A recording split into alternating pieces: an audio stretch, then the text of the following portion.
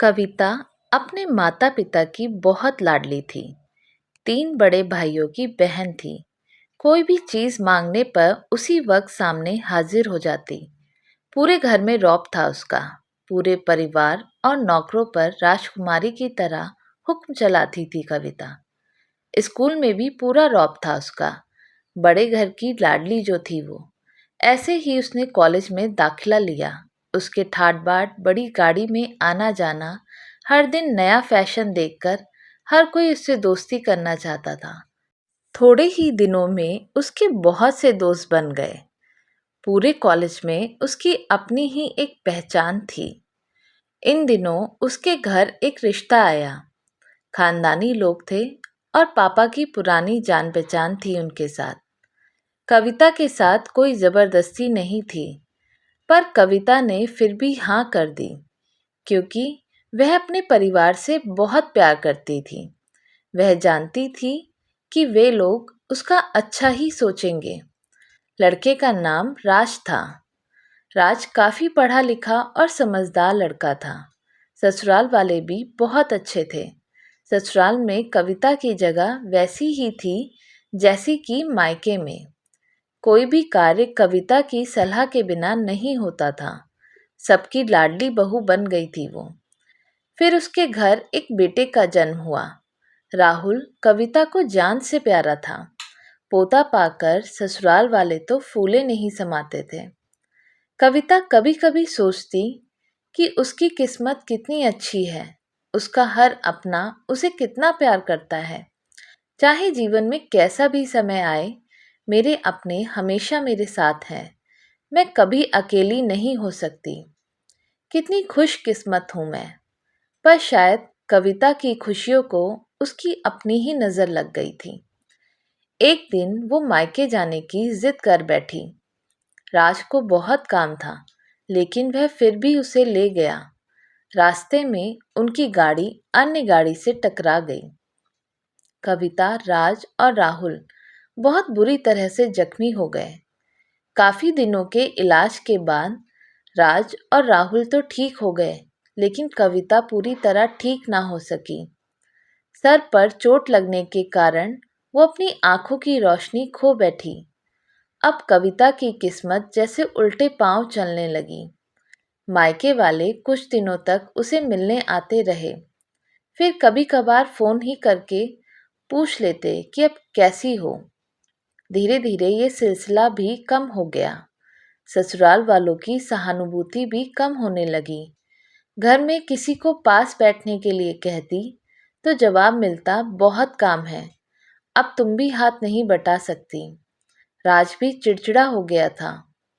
बस राहुल ही था उसके साथ, जिसके साथ हंसते खेलते उसका वक्त गुजरता। एक दिन कविता के हाथ से कुछ सामान गिर गया, जिसकी वजह से राहुल को हल्की सी चोट लग गई। कविता के सास ससुर ने राहुल को उससे अलग कर दिया कि कहीं उसके ना देखने की वजह से बच्चे का कोई नुकसान ना हो जाए। कविता अंदर से टूट चुकी थी। एक दिन उसने सबके सामने मायके जाने की इच्छा रखी, तो राज उसे तुरंत मायके छोड़ आया, जैसे कि वो भी यही चाहता था। लेकिन राहुल को उसके साथ नहीं भेजा गया। कविता कभी राहुल से दूर नहीं रही थी, पर अपनी कमी के कारण उसने ज्यादा बहस नहीं की। कविता को लगा कि वो 3-4 दिन वहां रहेगी तो थोड़ा हवा पानी बदल जाएगा, क्योंकि वो कितने दिनों से कहीं भी बाहर नहीं गई थी। घर वाले भी इतने दिनों बाद उसे देखकर कितने खुश होंगे। कविता के घर पहुंचने पर सब लोग बहुत खुश हुए। खाने में सब कुछ कविता की पसंद का ही बना था। उसने अपने मम्मी पापा और भाई भाभीयों से दिल खोलकर बातें की। उनके छोटे छोटे बच्चे भी बुआ के साथ घुल मिल गए थे। रात को सोने के वक्त जब वह कपड़े बदलने लगी तो उसे पता चला कि उसका बैग तो बहुत भरा हुआ था। वो सब समझ गई। वो बहुत उदास हो गई। कुछ दिनों तक तो सब ठीक रहा। फिर जैसे सब बदलने लगा, सबका व्यवहार बदल रहा था। वो लोग जैसे थक चुके थे उससे। सब लोग घुमा फिराकर पूछने लगे कि राज कब आ रहा है उसे ले जाने। वो बहाना बना देती, जबकि वो जानती थी कि उस घर में अब उसके लिए कोई जगह नहीं। कविता से चलते वक्त कुछ ना कुछ नुकसान हो जाता।